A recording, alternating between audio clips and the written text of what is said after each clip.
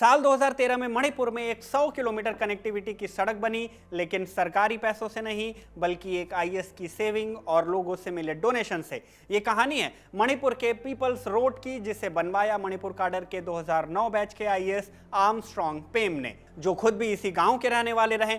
Armstrong ने अपने गांव के लोगों को बचपन से ही नदी और पहाड़ पार कर जाते हुए देखा था। गांव क्या, पूरे जिले में ढंग की सड़क नहीं थी।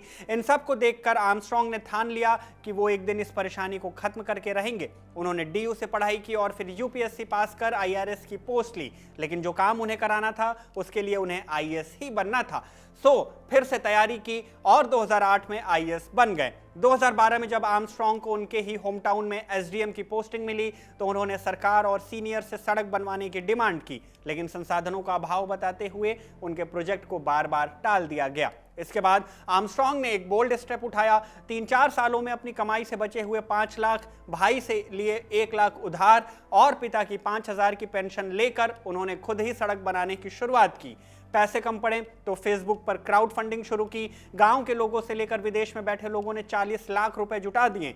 खर्चे कम करने के लिए मजदूरों की जगह गांव के लोगों से काम लिया गया। कॉन्ट्रैक्टर से फ्री में मशीनरी ली गई और 9 महीने की मेहनत के बाद तैयार किया गया पीपल्स रोड, एक 100 किलोमीटर की कनेक्टिविटी की सड़क, जिसे आगे चलकर ministry of road transport and highways ने NH 137 का दर्जा दिया।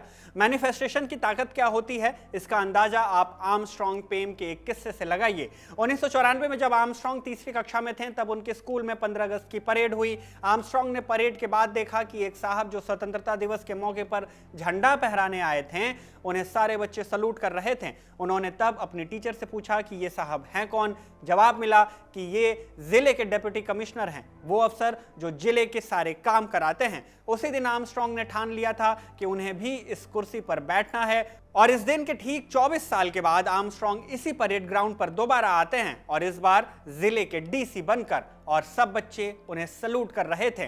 संयोग ऐसा था कि 1994 में जब इसी परेड में बारिश में भीगते हुए आर्मस्ट्रांग सलामी दे रहे थे, 2018 में भी जब उन्हें सलामी दी जा रही थी तब भी बारिश हो रही थी और उन्होंने अपने सिर से छतरी हटाकर उसी नॉस्टैल्जिया को फील किया।